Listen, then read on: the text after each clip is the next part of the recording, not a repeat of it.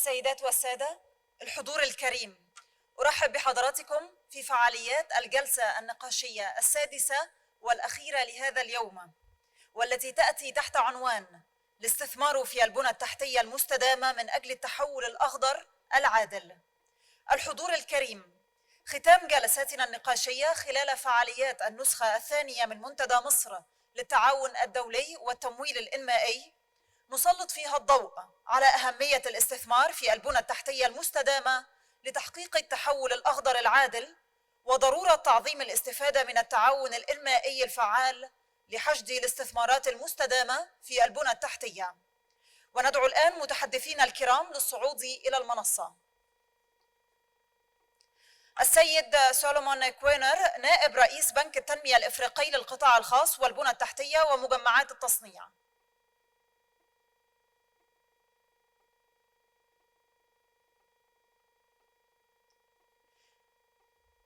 الدكتورة حنان مرسي، نائب السكرتير التنفيذي وكبير الاقتصاديين بلجنة الأمم المتحدة الاقتصادية لإفريقيا.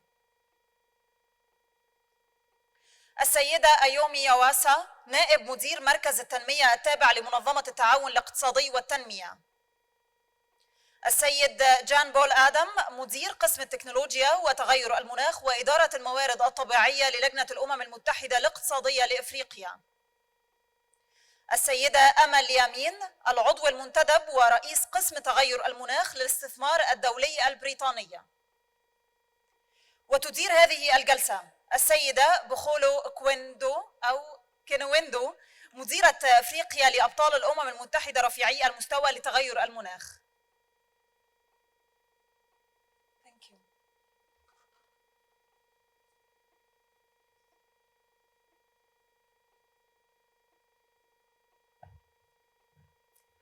All right. A very good afternoon, all. Thank you very much for joining us for this session, panel 6 on investing in sustainable infrastructure for a just transition. As has been introduced, my name is Bukholo Joy Kinowendo, and I am the Africa Director for the UN Climate Change High-Level Champions. And I will be your moderator for this session today. As has already been introduced, we are joined by a fantastic panel today from different institutions, starting, of course, with Mr. Solomon Quaino, the Vice President for the Private Sector Infrastructure and Industrialization Complex. We have Ms. Ayumi Yuasa, the Deputy Director of the OECD Development Center. We have Dr. Hanan Morsi, the Deputy Executive Secretary and Chief Economist of UNACA. And we have Dr. Amal Lee Amin, Managing Director and Head of Climate Change with the British International Investment. And lastly, we have Mr. John Paul Adams, Director, Technology, Climate Change, and Natural Resource Management at UNACA. And so today we're really here to discuss quite intricately about the role of infrastructure, quality standards in really meeting Africa's infrastructure needs and in ensuring alignment with the continent's social, environmental, developmental, and of course, climate objectives. This is a very timely discussion because it is very critical that in meeting Africa's infrastructure needs, we speak to the role of climate finance because the need for infrastructure is quite critical at this point. And it is recognized as part of very sensible and development-focused climate action. Investing in sustainable infrastructure can certainly help us in delivering a just transition that promotes inclusive growth, have better access to services and well-being, while also building community resilience and ensuring that the costs and benefits of low-carbon transition are shared evenly across and within societies. Yet, existing national planning frameworks, as we know, and infrastructural business models at this very moment have not really produced the sufficient volumes of ready-to-go bankable projects that are capable of attracting the required investments to meet Africa's development needs. And so with that background, the first question to our panel is, what are the kind of strategies that are needed in order to tackle first the challenges that we see that are a stumbling block to us meeting the infrastructural needs, and where do the opportunities lie, and where is it that indeed your own institutions can facilitate that development? So I would like to start first of all with Dr. Hanan Morsi to get us started with this session. Thank you. Good morning, everyone. I think what we're discussing here is at the heart of the whole issue, because the continent, as we've been hearing, is a continent that contributes the least to the problem, contributes less than 3% of emissions, yet we are actually suffering the most as a region in terms of loss and damages. Just on an annual basis, countries suffer in loss and damages 2 to 5% of GDP annually. So let alone the huge infrastructure needs. So I think the key here for the resolving the problem is investment, and investment in infrastructure. We've been helping a number of countries in with regard to SDG 7 and strategies in integrating private sector into renewable energy. And we've done that for countries like South Africa, Mozambique, but we've also helped in regulatory aspects and related to grid for Eastern Africa. So we've been trying to help countries on how to go about it, and we're going to hear later today in the session also in finance roundtables that were held with the climate champions in an attempt to actually identify robust, bankable projects. And I think that's really at the core of the issue. There are two things. One is identifying these bankable projects. Two is attracting investments and crowding in the private sector. Right. So if I were to summarize, these would be the key parameters for the issue at hand. Thank you. Thank you, Hanan. With all protocol observed, I would like to just keep it to first name basis so that we get through this program. And for that, Solomon, I'd like to go to you to take us through what you see as the opportunities. First, some of the challenges, but the opportunities, and how the ADB is helping to plug these in helping Africa meet its infrastructural needs. Yeah, no, thank you very much, Bogolo. And please, let's keep it to the first names. That will be a lot simpler. In the context of infrastructure in Africa, we oftentimes talk about a gap of between $60 billion to $110 billion a year.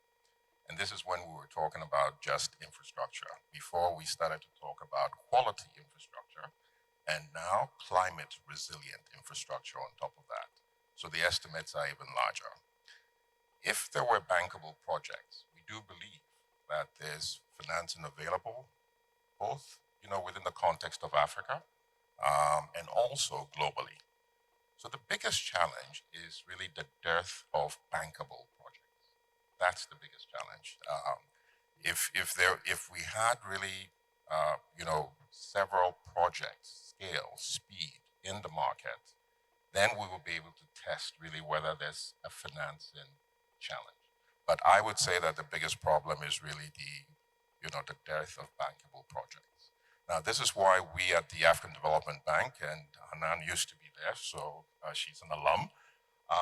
This is why we at the African Development Bank, for example, created Africa 50, along with the regional member countries, including Egypt, to tackle the infrastructure project development challenge.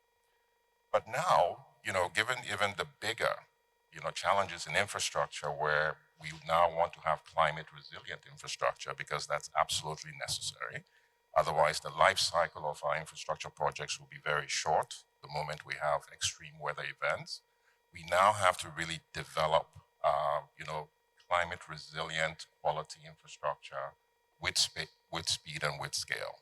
And so that's why we've now come together with Africa 50, also with the African Union Commission, AUDA NEPAD, and several global partners, including the Rockefeller Foundation, EBRD, EIB, Agence Française, to come up really with a mechanism to rapidly, with scale, with speed, develop green infrastructure, which is called the Alliance for Green Infrastructure in Africa.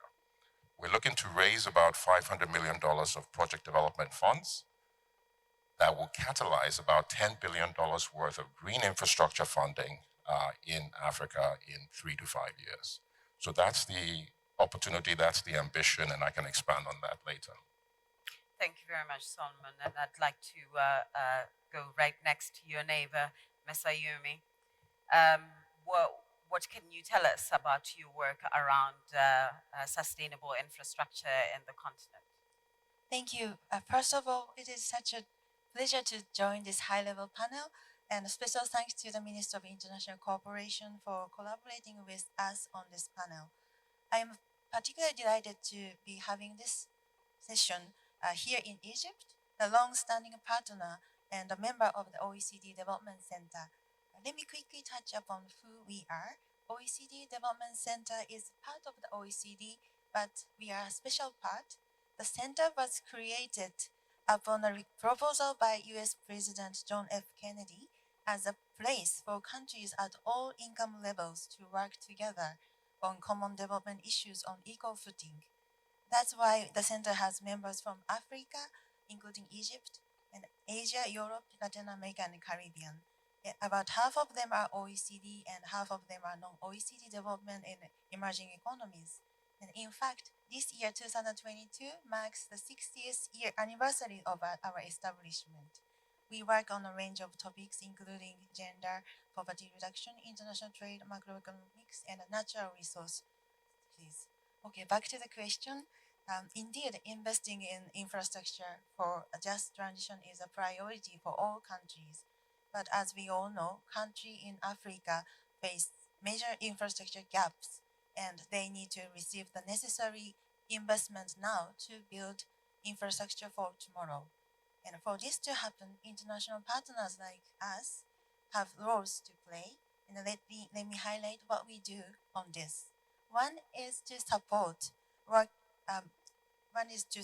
development of robust pipelines of sustainable infrastructure projects that will attract private capital, as I've said. We have been working with the African Center for Economic Transformation and AUDA NEPAD to promote the use of quality and sustainability principles, including G20 quality infrastructure investment principles and the PDAP quality level in infrastructure projects. This is to ensure that infrastructure project pipelines in Africa are climate resilient, align with sustainable development objectives, and contribute to long-term development priorities. And this will be key to encouraging investor confidence. Also, we support development of national strategies for low-carbon industrial transformation. Together with UNECA and Afrexim Bank, we are implementing a number of production transformation policy reviews or PTPRs. We launched the Egypt PTPR recently, and we will soon launch a new Egypt PTPR spotlight focusing on unleashing the potential of AFCFTA. And we have many things that we would like to touch upon later. I will come back to you because you touched on very interesting issues that I believe will feed into what JP will speak into a little earlier. For now, let me go to Amanli to get your perspective on how you're helping to plug into the 130 to 170 million needed per annum. Specifically, I mentioned in the figure because I'm hoping you'll talk to figures. And just again around sustainability, infrastructure development, and your work here. Yeah, thank you. And thanks for the invitation. Yeah, so as a DFI, I mean, British International Investment, formerly CDC Group, that is probably maybe more well known. We're development fund, in fact, the oldest DFI, 75 years old. We are, we're looking for bankable projects, I think, as has been said. And we, we have capital to deploy, but at the same time, I think, as others have said, there's, at the moment at least, what we see in many countries in the region, there is more money, capital, than projects, actually. And so we really do need to get much better at building out the pipelines. And I think the role of the African Development Bank and development banks, those that work with governments, to really embed upstream the sustainability indicators that are so important to start to lead to the project pipeline prioritization. I mean, that is absolutely essential. And, I think as we see those projects coming forward, as we have more visibility, that's where we can really start to mobilize other investors and bring in the trillions over time. But I think, and my experience both at BII, also when I was at IDB working in Latin America, is that it's very hard to bring the institutional capital in unless there is real visibility of this pipeline. So, and particularly, I would say post 2008, the financial crisis, become even more important to have that visibility. So we really do need to be looking, and what I hope and what we are starting to see in some countries, various initiative platforms here in Egypt, the NWAFI platform. We have these just energy transition partnerships in South Africa and other countries, is we need to see a much more effective, the ecosystem needs to be working much more effectively so that we can really build out the pipelines that then will enable us to mobilize those trillions. Yeah. And, I just want to sort of endorse. I like that you continuously speak to the pipeline of projects, and I'm so happy that we already did some work earlier this year around the Africa Regional Forum in scoping out projects, creating a pipeline, and making them investor ready so that we can engage in the conversation. Is what Hanan was mentioning earlier, and what I will give JP an opportunity to speak to right after I put you on the spot again, Amal, on while you didn't mention any issues around risk, there is usually a very high risk perception for investing in the continent. Even though data does show that only about 5%, we have a default rate of about 5%, while other regions have much higher in the double digits. Do you see yourselves as enablers and catalyst agents to crowding in private sector finance into the continent, particular focus on infrastructure, and how are you working around creating such an enabling environment? Yeah, so we're a patient long-term investor, and we, in some markets, I think we see relatively low risk. But I think those are the markets where for example, in South Africa, that has these renewable energy auctions. That there is very little risk there because the tariff is guaranteed. Long-term power purchase agreements. So in that respect, actually, there probably is increasingly less role for us as a DFI because we are very conscious that we do not want to crowd out the private sector. We need to be additional to the market.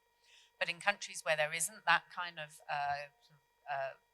long-term power purchase agreement, then yes, then there is clearly risk, off-taker risk. So, that policy and regulatory risk, which we as a DFI don't engage governments on that. We only really do private investments. So we would rely on others like the African Development Bank and those that do engage to help the governments to reduce those risks. Right. I would say though, as we're looking at, we're starting to look at green hydrogen now, and these are new technologies, unproven. And yes, there we see risk because, and there we would look to bring in viability gap funding, so concessional funding, grant funding that can enable us to invest in those, and importantly do the first of a kind, so you can start to demonstrate that investment, that technology, to reduce the risk further down the line. So yes, it depends on the technology, it depends on the market. We will always want to be additional to what the local market, private sector market would do. Right. Well, thank you for tagging Solomon, because I'm going to take your cue on that and say, Solomon, she says that they rely on the ADB to engage with member states and so forth. And you are seen as a very credible partner in unlocking financing. How are you also helping to deal with issues of investor confidence in the continent in order to crowd in not only DFI and MDB capital, but private sector and other non-state actors? So first of all, we're working really on de-risking, the infrastructure projects and de-risking the environment around infrastructure project development. If you were to ask strategic investors in infrastructure what is most important to them, they would tell you predictability.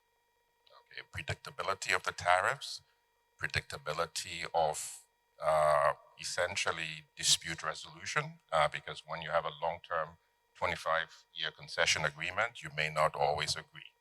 But having some predictability and having the systems, in place for resolution is important. So we work with government clients. The interesting thing about the African Development Bank is we do both public sector and we do private sector.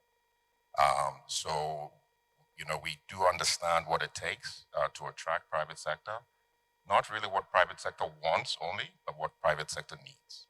So that enabling environment is also about having the right institutions. So if you look at, a power project, it's not just the PPA contract that's important. You just hope that the off-taking utility is creditworthy. So we spend a lot of time with utility reforms to actually make the off-takers creditworthy. In addition, we understand that, private sector a lot of times are very concerned about governments honoring their obligations. So we are able to provide what we call partial risk guarantees to give them that counter comfort that if governments don't pay, we will step in. So these are some of the de-risking elements. Right. But some of the very powerful de-risking elements is about having the right partners on the ground.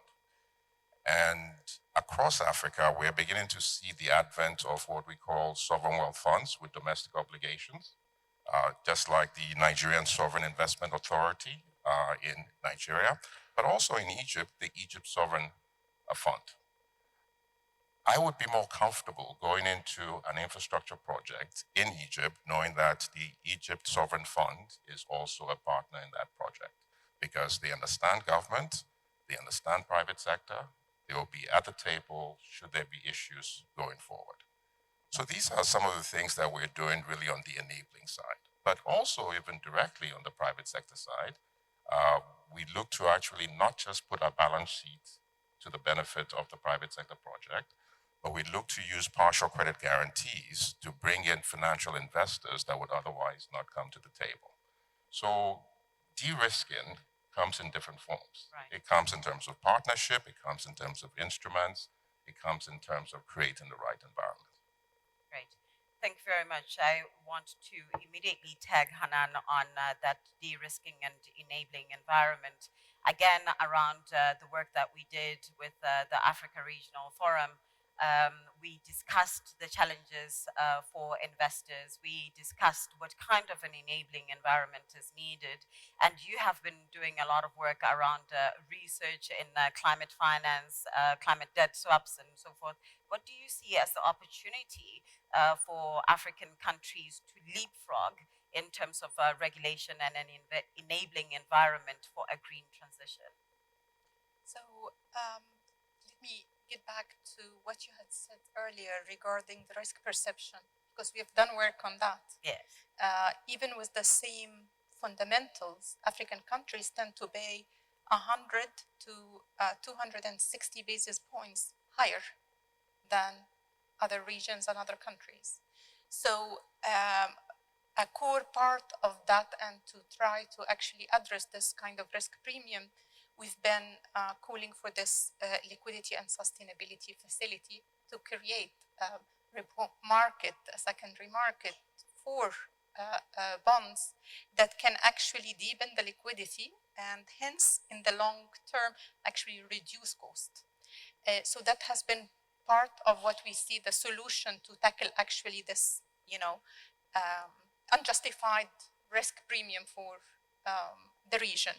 In addition to that as well, we've been working on issues of developing the carbon market, because we all know that the continent, sequester a third of what the world needs. Yet we don't get the credit that is commensurate with what we are, doing. We are actually, not only that we are getting the brunt of the problem, we're actually contributing to the solution without the compensation. So a core issue is to actually get that right. And perhaps also something, I mean, we've talked with some of the climate champions, but something yesterday, something to consider is the issue of the right and fair pricing, and having perhaps also an African stance on that, so that there is a proper compensation, and for both for the positive externality that actually we're doing to the world for sequestering, but also for the damage and the loss that happens to us. So we've been doing a lot of work on the issues of integrity of these carbon markets, and in creating harmonized protocols and credits for the Congo basin. So that's also another very important issue. Then the other area has been the debt for nature swaps, which we've been helping countries to do. This is an opportunity to actually consider refinancing existing debt at more favorable rates, while showing commitment to, for climate-related actions, as well as considering issuing new bonds, green bonds. So that's another area that we've been working on, but we've also been supporting the COP27 presidency with the initiative of developing this sustainable debt hub, which I think is a very good idea and a very good initiative, because basically it brings the supply and demand of, for green financing with some sort of transparency of what is there. So I think it would be a great step forward in that direction. So these are the type of things that I think we need to, the type of solutions that we can, make progress on to tackle this issue. This is more innovation around finance. Exactly. Unlocking more finance for development, infrastructural development, and economic development. I have one last question around fossil fuel producers.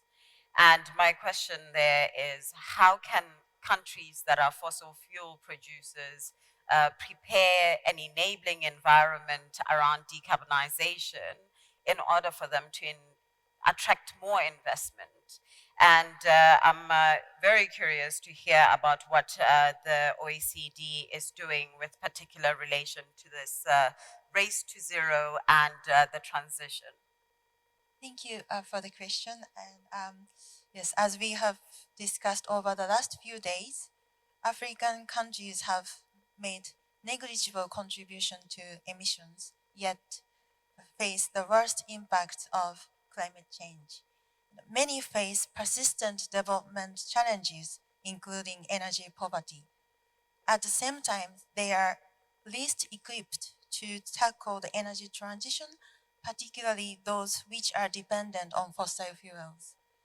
This is why at OECD Development Center, we have been developing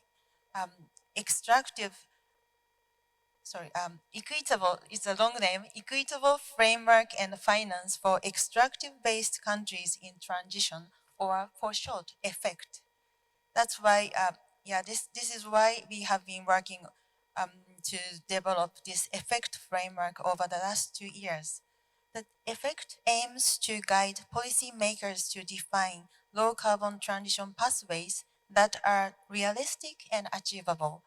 To achieve this, the EFFECT has been developed in close partnership with developing country government, OECD governments, industry, civil society, and development finance institutions over the last 2 years.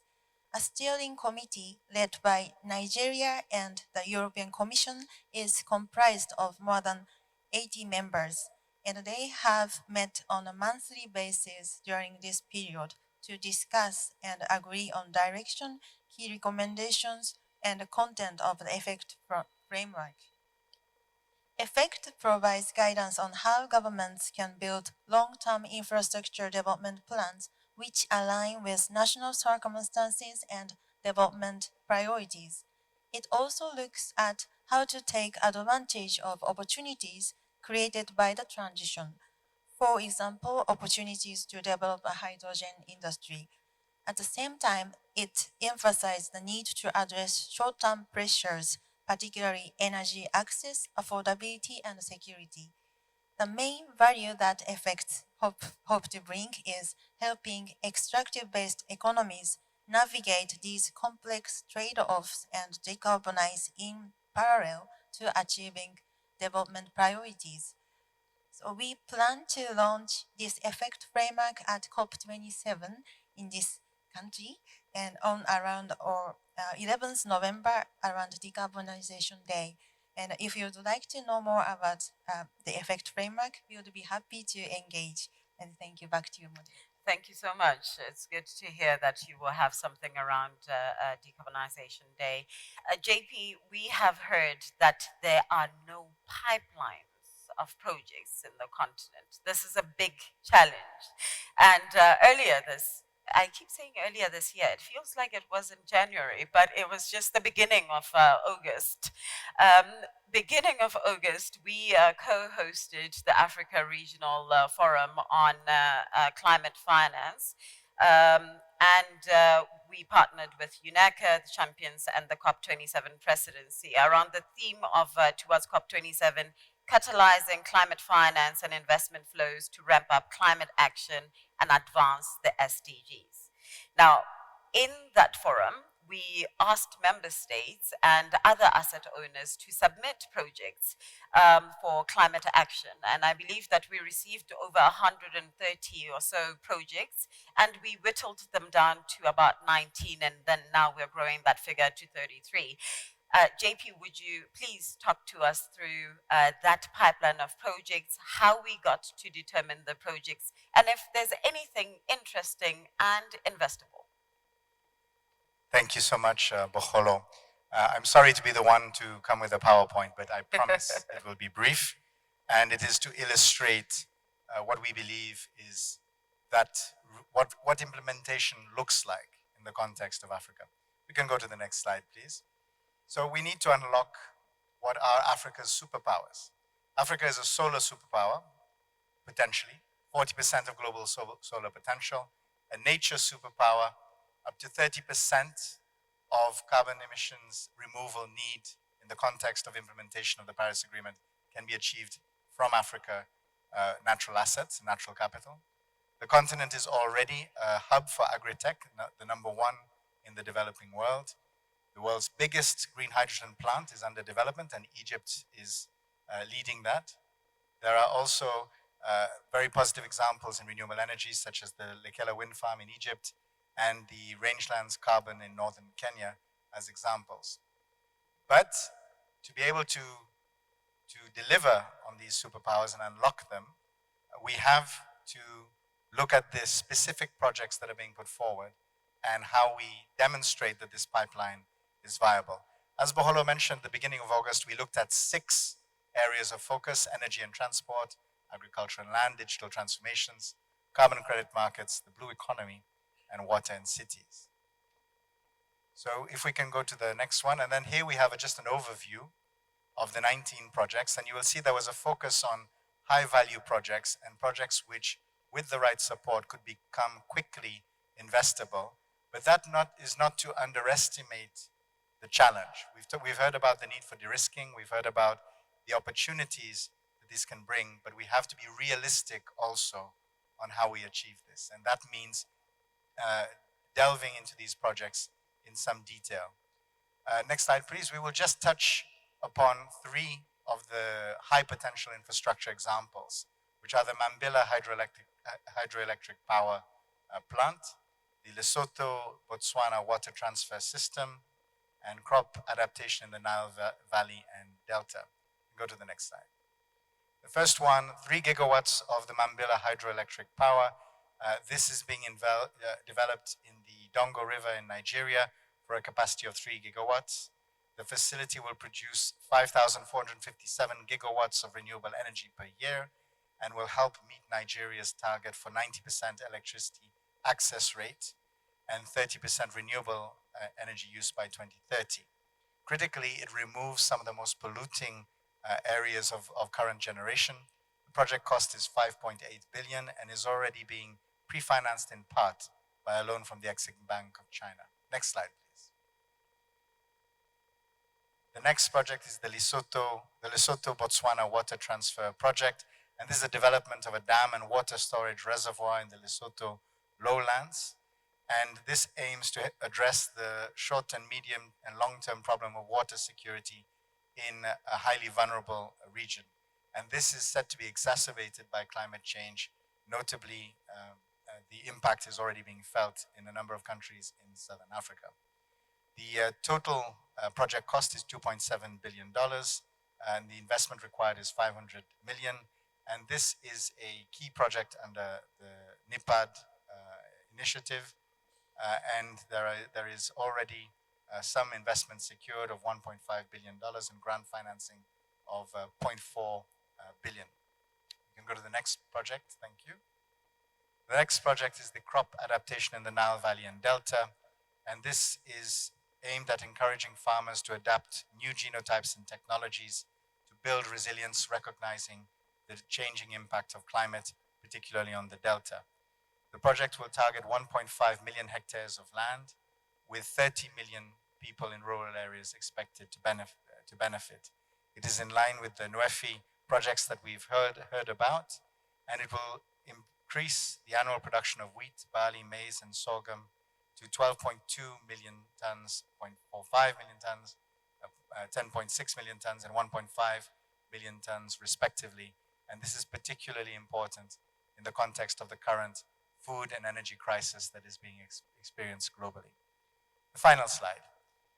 The key element and why this initiative has been necessary. We've talked about the importance of a project pipeline. Many countries have a project pipeline, but the support for this pipeline is often fragmented. And the goal, with the support of the Egyptian presidency, is to ensure that there is a process under COP which helps to bring all of the actors together. So the second key element is connecting the partners and connecting the dots. And the final element is to address those barriers, whether it be de-risking the finance so that it can go ahead, whether it be in terms of the regulatory environment at the country level, or whether it simply be getting the two organizations that need to make a deal in the same room. These are some of the key elements that we need to do to address implementation in the context of the African COP. Thank you so much, and we look forward to any questions or queries. Thank you very much, JP. And even though you had a PPT, I feel like you were very brief and precise, straight to the point. So given the presentation by Jean-Paul, I want to specifically target the financiers in the session. At first glance, because obviously you haven't had a big chance to look at these projects, at first glance, do you see the opportunities around these projects, and how do you what kind of information would you like to have more in order for you to show interest around these projects? And then are there any issues around quality and standards you would be concerned about? I'll start with you, Solomon. So I think JP's presentation buttressed the key point I made, which is it's not to say that we don't have pipelines in gestation. We're just not getting those pipelines to bankability in a reasonable amount of time. And that's part of the reason that, ourselves and Africa 50, etc., have come up really with the Alliance for Green Infrastructure in Africa to actually bring the project development and project preparation funds together with scale, $500 million. Right. So that these pipeline projects, other pipeline projects that go through some prioritization filter, because we have to remember, we always hear the gaps so huge, 60 to 110 billion. Yes. We're not going to solve them all. We have to prioritize which projects give us really best value for money when it comes to national interest and also when it comes to regional interest. So I think it essentially buttresses the point. And what we need to address is really how do we get these pipeline projects to a bankable state as efficiently as possible. Because if I'm looking at a project for 5-7 years, I'm going to lose interest, especially if I have the ability to invest in infrastructure in Latin America or Asia. And by the way, in those markets, even though the default rates have been higher, it's over a larger sample. Okay, so we've got to keep this in mind. Right. So what we need to do actually is find ways to actually scale up our infrastructure markets. So getting the project preparation and project development funds together is the most critical issue. It's not a question of whether there's a pipeline or not. But what would be an efficient timeline for you? Because you said at 5 years you get bored. What would be the right timeline that would still capture your interest? I would say for most financial investors, 3 years. 3 years is really, what would be interesting. All right. And by the way, one of the other things in which, you talked about getting really those who can unblock things into a room and solving it. This is why we established the Africa Investment Forum. And it's not just the African Development Bank, it has AfriExim, it has TDB, it has several partners. We bring transformational infrastructure projects that are more difficult to resolve into a transactional environment. It's a transactional platform to really see how we can address that. And we've been able to spur interest in about $60 billion worth of projects in just 3 years. So once again, I think, yes, there are pipelines, we have to prioritize, but the biggest problem is how do we get pipeline to addressable, bankable stage? Quickly, in an efficient manner. Amal, trillions to millions, coming down to the figures that were mentioned from $7 million to approximately $100 million, the values of the projects that were listed. How do we get to the $7 million? The pledges are the trillions, as you mentioned earlier. There is a specific carbon markets project, which others may argue that it's not an infrastructure project, but if we are unlocking further capital, it could be an infrastructure project. How do we get a project of such nature financed? So when you say, 7 million, you mean the yes, small no, one? it's a small figure. Okay. Yes. Yeah, so I think, it's a little bit on this point of, obviously bankability is key. And, these smaller projects, one of the key challenges there is the amount of time to do the due diligence on a 7 million is probably the same as 150 million or more. And so human capacity is obviously limited.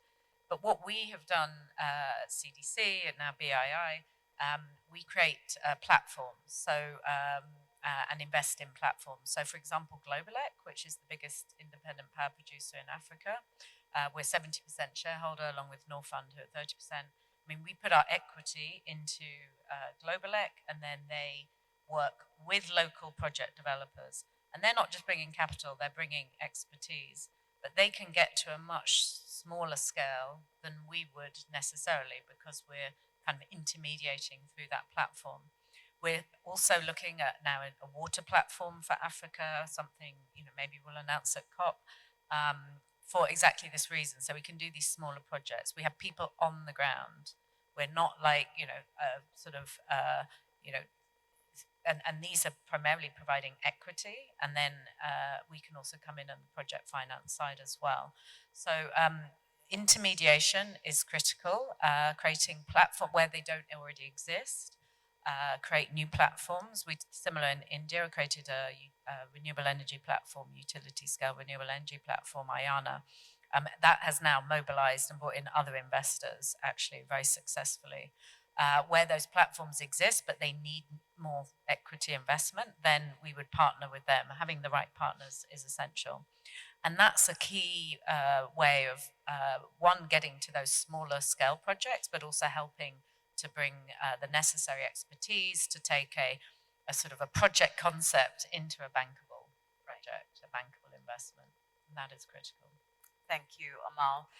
I would like to give the opportunity to the floor for any questions that you have, either on the projects, de-risking and creating an enabling environment, ambitions around decarbonization. I am looking for different hands. I think the minister has a question. Do we have a mic on the floor?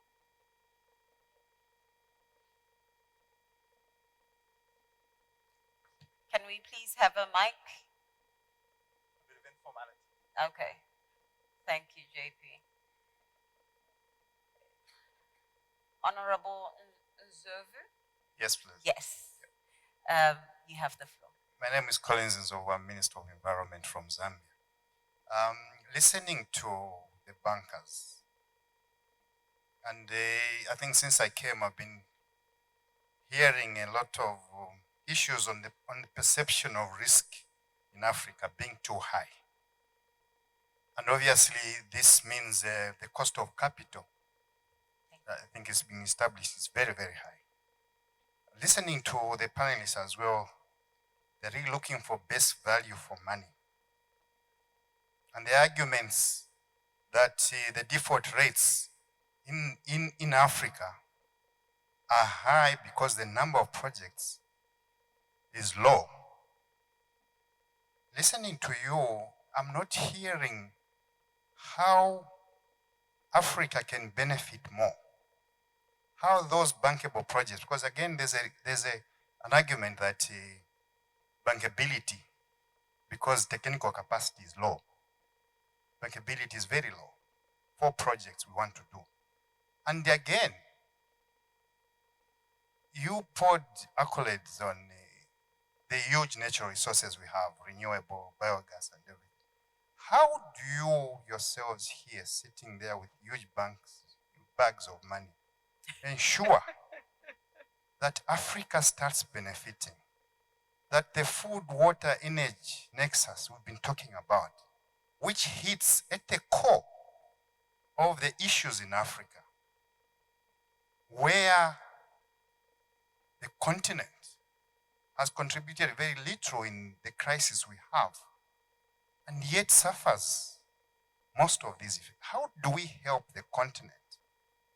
I think the challenge is to you gentlemen and ladies there. How do we exploit these natural resources? Because even when I heard the submission on our entering the carbon markets, we're still on technical capacity. How do we accelerate this? If we're in a crisis, I believe we need crisis management. How do we quicken the pace?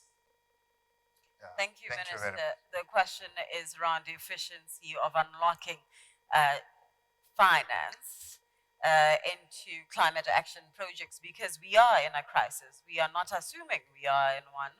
And the minister is basically saying we've been celebrating problems. Now he wants a solution of creating efficiency. Solomon? No, thank you very much, Honorable. From So- Minister of Environment from Zambia. Yes. Yes. Green economy and So environment. interestingly enough, I've just not too long ago traveled to Zimbabwe and Zambia, and we're looking at the Batoka project. My colleague Kevin Kariuki is here. So that's a good example of a project in which, first of all, it's a hydro project, 2,400 megawatts, and we're bringing really our resources to bear to help make this happen as quickly as possible with the commitment we see from the two leaders in the country. We are going to provide the advisory services. We're going to bring the technical assistance capabilities. We're going to help, we're going to help structure this project to really be bankable. And when we say bankable, I think sometimes that term is probably loosely used, but ultimately, by de-risking, you reduce the cost of funding because you create, you create really more comfortable financing structures. We're also looking at this project with an eye towards providing some, funding and also mobilizing, funding as well. So this is an example of, where we say that, there's urgency.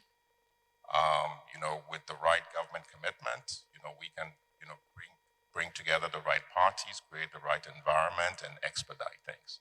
So this is doing what we can with what we have. There's still that big question of the climate finance, the 100 billion, because if that gets unlocked, we would be able to actually finance more of the projects in our NDCs and LTSs, which would help really with decarbonizing our markets. But I just wanted to give that as a quick example. And once again, this is project preparation we're doing, and project preparation, project development in an organized way with the right commitment from the participating government or governments, with the right support from institutions like ourselves would create the opportunity. Now, we're not going to always attract the global investors immediately, but that's okay. This is where the MDBs and DFIs can come in the first phase, finance the projects through construction. And then when the project is a little more mature, that is when we actually try to bring the institutional investors in, and we then sell down our debt, or we just provide a partial credit guarantee to attract those financial investors who are coming in after the project has been de-risked and hence would actually charge a lower premium. Thank you. Thank you, Solomon. Do we have another question from the floor? Can I have a mic over there, please? Thank you. Please introduce yourself and your organization.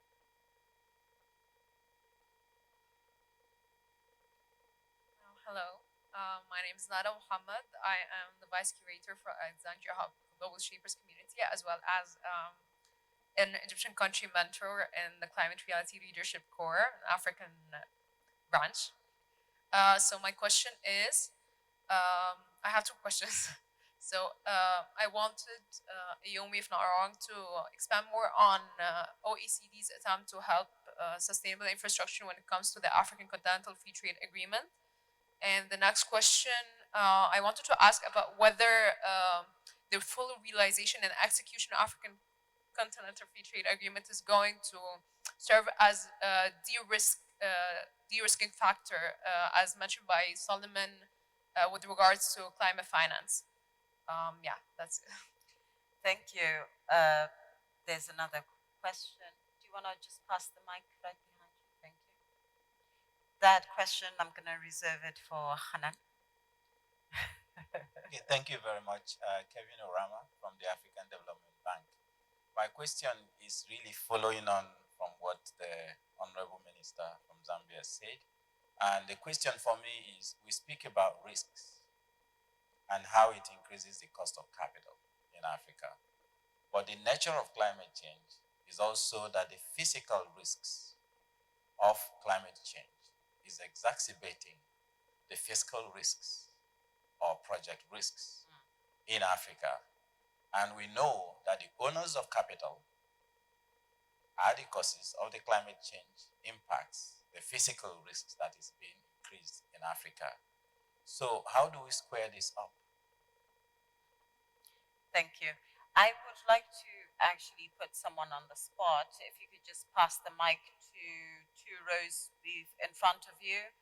Kelvin, if you could just share with us, I know a report was launched by FSD yesterday.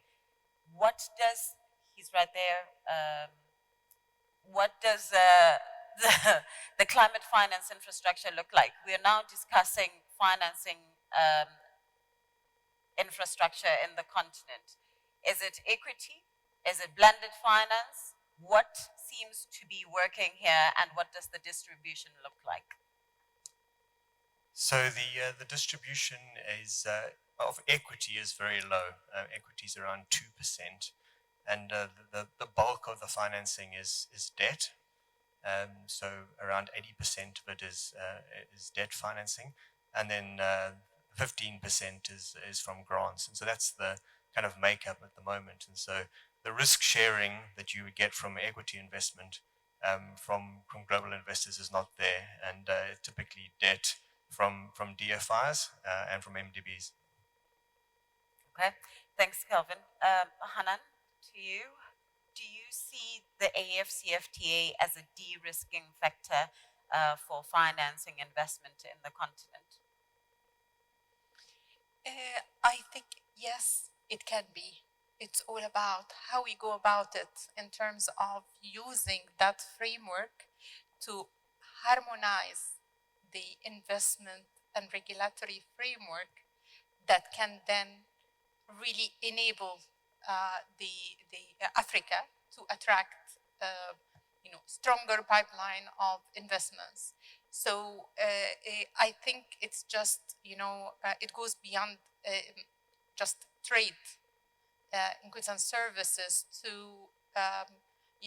harmonizing regulatory framework, issues like, cross-border grid and so on. So definitely it can be, and that's the direction we should really be heading toward. Thank you. One last question before I close the session. Who has the mic again? There's a hand right that side. Oh, there's another. Sorry, we'll give it to you and then we'll close.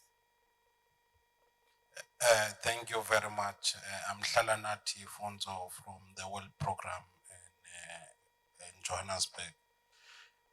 My major question is to all, maybe the panelists there, is in terms of the use of appropriate technology in these infrastructure projects, linking that into skills development and having the right labor market that is prepared, because in most instances, these are good infrastructure projects that are green, but once handed over, they become failed projects because of sustainability issues of maintenance and operations. They tend to fail.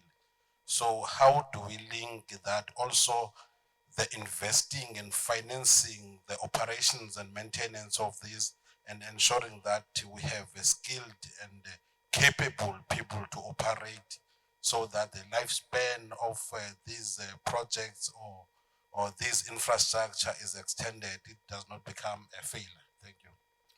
Thank you very much. Can I take the last question over here, please? Can I have a mic? I think there was a hand somewhere here.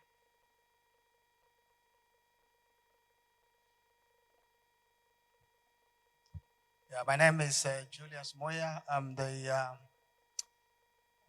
Permanent Secretary for Finance from Kenya. And really appreciate the presentations from a very eminent panel. And looking at what we are discussing about the dearth of infrastructure in Africa, of course, that is a fact. And from the conversations that we have been listening to, one of the things that seems to be emerging is this capacity to prepare and develop bankable infrastructure projects. And so perhaps we could benefit from the panel and ask ourselves, where do we situate that capacity? Is it among development partners so that we can develop it there or use it from the development partners angle? Or is it in the governments themselves so that the public sector has the capacity to develop those projects? Or is it the investors in the private sector themselves who should have that capacity? Or maybe is it the consultants who prepare and kind of develop those bankable projects for potential investors? So kind of just identifying where that capacity should be developed so that we can come out with a concrete solution, a way forward. Thank you. Thank you very much. I feel both questions are touching on the human phase of project development. Where does the capacity come from? Where do we start? I would like to, I'm conflicted on who to ask this question. So JP, I will ask you to jump in on capacity building, and then I will ask the OECD to touch a bit on education and policy that can assist, and strategies that can assist in skills development.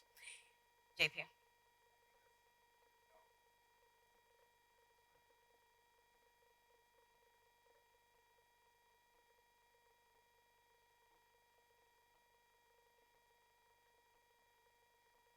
I had the one with the hidden button. So I think there's no perfect raft of solutions other than saying that we need to look at the capacity issue across the board. I think one of the key elements we heard from Solomon earlier is predictability. And the capacity building has to be linked to providing that predictability, both in terms of the capacity to develop projects, because often what's happening at the moment is that there is a pipeline, but the pipeline is perhaps in some cases underdeveloped. There are gaps. And this means that and I think the Honorable Minister from Zambia spoke to the urgency, and the issue is sometimes that because you have the gaps in the project preparation process, the time between project development and then actually arriving at funding is often quite long, and this creates frustrations throughout the process. So I think there are interventions to be made at the level of the ministries of finance, governments, the relevant departments, and that includes capacity that links it to the impact in relation to climate, because it's not only about designing a project, it's ensuring that that project is fit for purpose, that if you're investing, for example, in water, one of the projects we saw was about water, it's also about ensuring that the engineering is done in a way that you are anticipating the changing climate, that you are anticipating how this will deal with potential issues of drought, potential issues of flooding, that preparation element, and all of that involves delivering that capacity at country level, but it's also institutions. And here we're talking about institutions at the continental level, but also we have to be looking very carefully at regional development banks, looking at national development banks and the linkages that they have with those regional entities. So, and then there's of course the regulatory aspect as well, which again is a key aspect of the predictability format. So all of those elements have to fit together, and we have to be very honest with ourselves that in Africa we have to reinforce all parts of that chain. Yeah. Can I put you on the spot and say we are actually working on building the deck for all of the assets that we listed earlier, and we will continue to work with the asset owners to put them in front of advisors and putting them in front of financiers, and this should be the beginning of what is to be an annual event. So if you also want for us to consider some of your climate action projects, do get in touch with JP. Absolutely. And I think one of the best things we've seen in this process is where even partners sometimes say, we're not interested in this. That's incredibly useful information sometimes because it's good to know why. Yeah. And sometimes the ideas that governments have don't always match with the realities of the market. And we've been talking particularly about developing market-based finance in this panel, but all sources of finance are important. It's how we bring them together to deliver on implementation. And knowing what not works is sometimes as important as knowing what works. Thank you. Ayumi, I'll come back to you shortly, but I just want you to think about if you've gotten involved around education and skills development policies and how best we create the pipeline of skills. But before I come to you, in relation to what JP was presenting on, we partnered with GFANS during the Africa Regional Forum, and I would like for Nigel Topping, our COP26 champion, to speak to us about the recent launch of GFANS Africa and how GFANS intends to work with African countries towards delivering on climate action projects. Do you see opportunity in what we just presented and what has been spoken to around de-risking? Can I please have a mic over here? Thank you.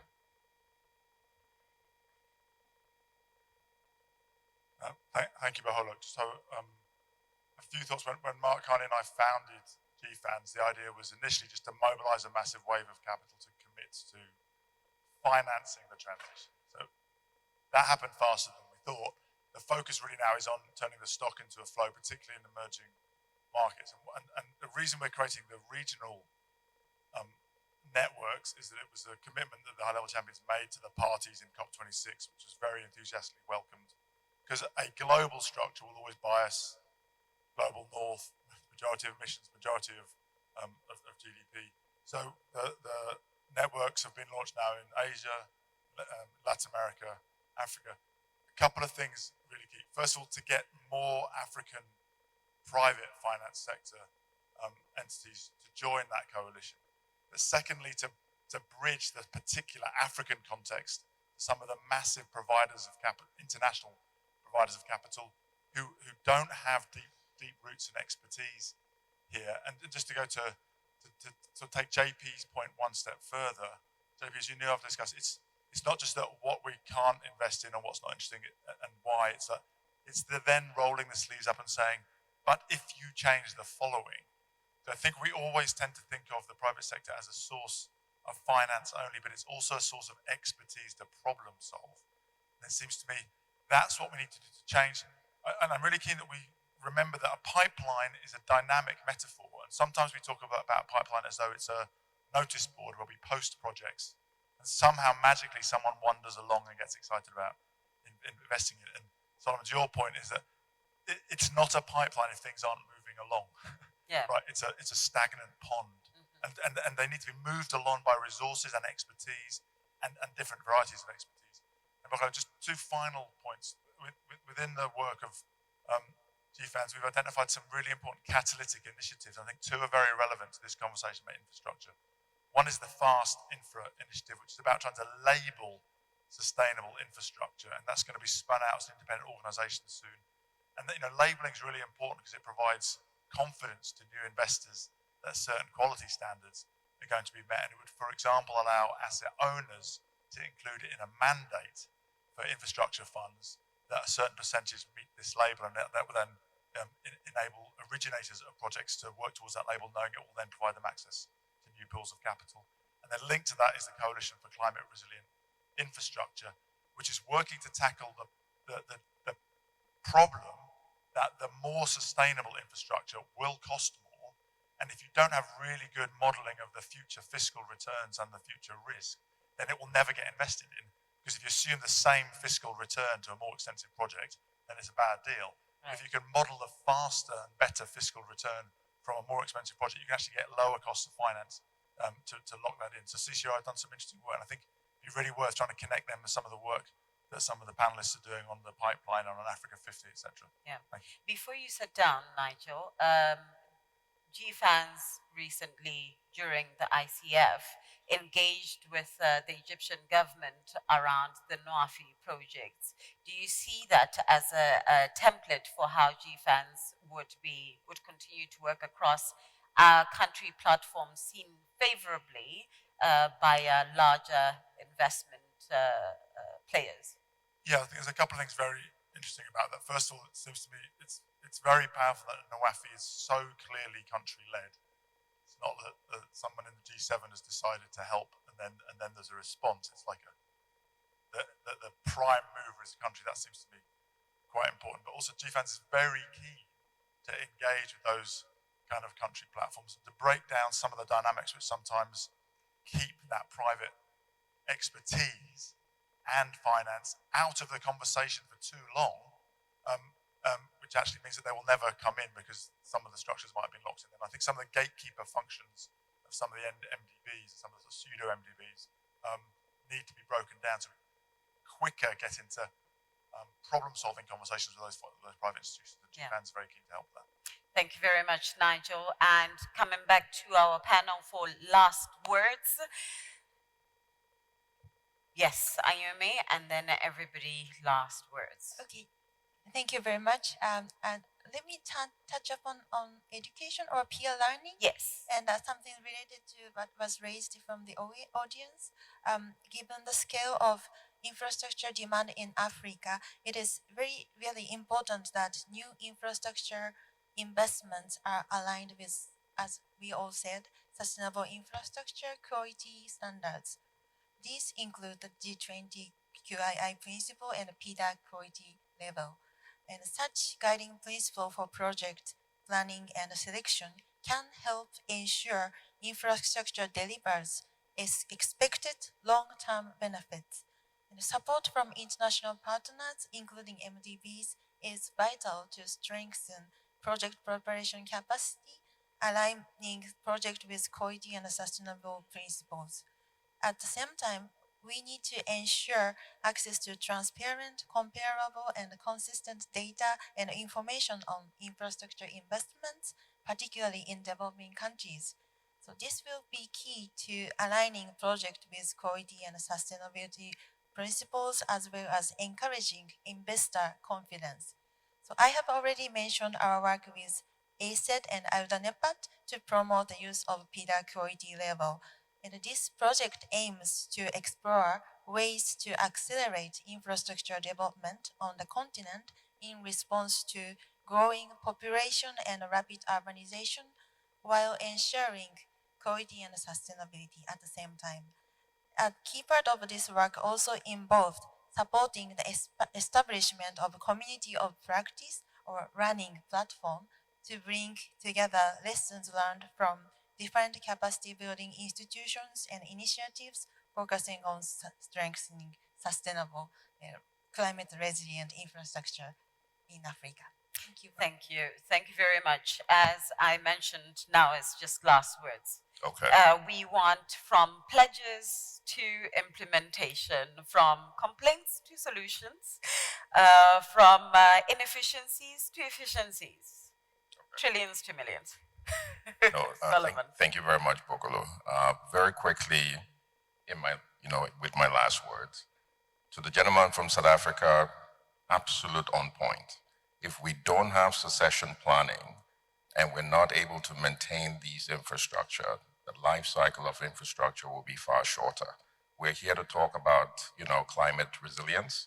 It's all about really ensuring that, the life cycle of our infrastructure projects are longer and not more expensive.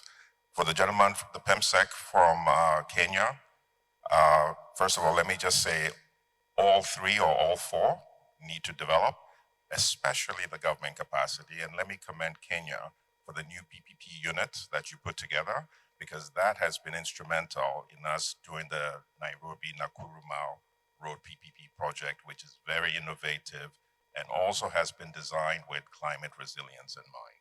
And in terms of just my last word, Bogolo, we have to be deliberate about green infrastructure.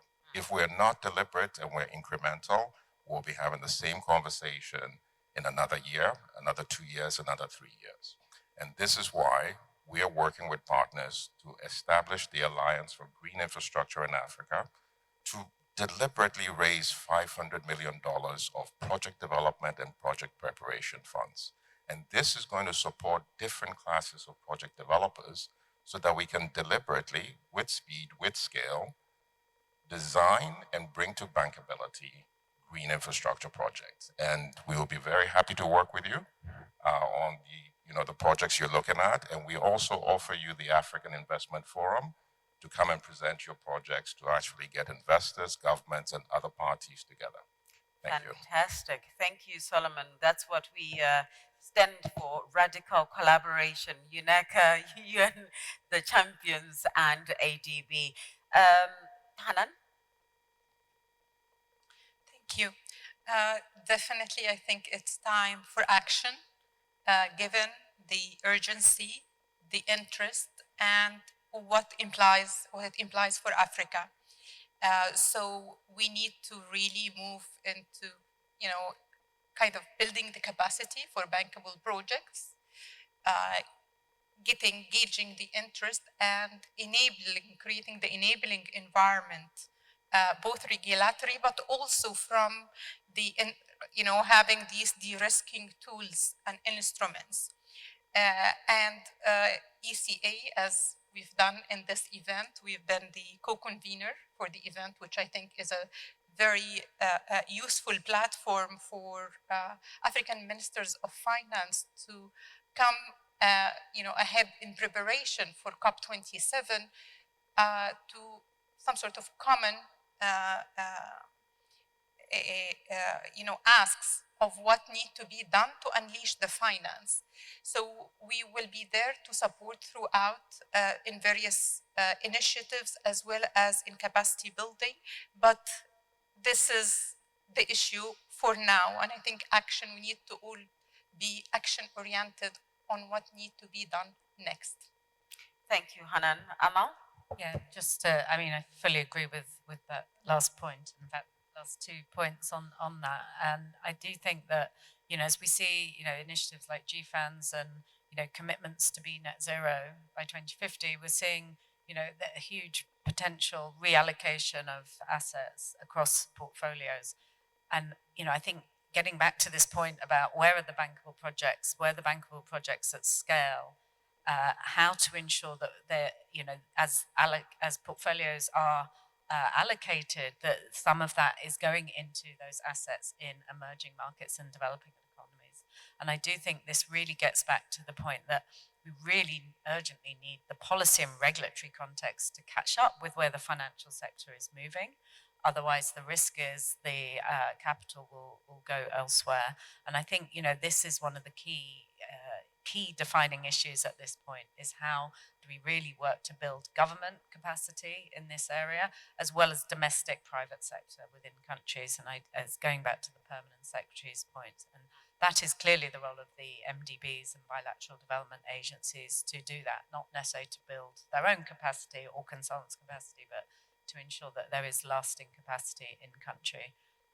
So yeah, just to endorse the earlier points. Thank you, Amal. JP? Thanks very much to all the panelists. I think we really appreciate it. I think as we focus on implementation, we do have to recognize that everything has to be happening simultaneously. We have to work on the capacity at country level, at institutional level, while also dealing with the financing gaps and addressing all of those elements at the same time. Where I see a great opportunity, and perhaps showcased in the projects that we shared, is that the projects are not just in themselves useful, it's how they transform systems, because in many cases they are allowing a movement away from extraction of resources towards value addition of resources. By having a reliable source of energy, you create that opportunity for value addition, enabling the AFCFTA further accelerations. And I think that's what we want. We want to see projects that lead to other projects and additional investment. Thank you. Thank you, JP. I think that it is very clear that we need both public and private financing, and we need them to flow at a scale and pace that will ensure the already stretched fiscal space among most African countries allows for development, and that we should see an increase in climate finance, in particular in Africa. But in order for us to see private climate finance in our countries and to help us with the implementation, we need to create space for those. We need to create an enabling environment. Our NDCs must be accompanied by investment plans. We must ensure that when we are speaking to investors, that the investor deck in itself has all the relevant information. I don't even really want to get started on that. Some of the projects that were submitted to us didn't even have figures of how much it is that is required. And it's very important that we create, I think, for capacity building, either through different advisors in the financial sector, different advisors in legal, but ensure that our governments and asset owners are aware of the information that is required by investors, with particular focus of the private sector, because, you know, with the champions, we speak to non-state actors. And taking it further, it is really against the backdrop of this that we hosted our regional forum with UNECA and with the COP27 presidency.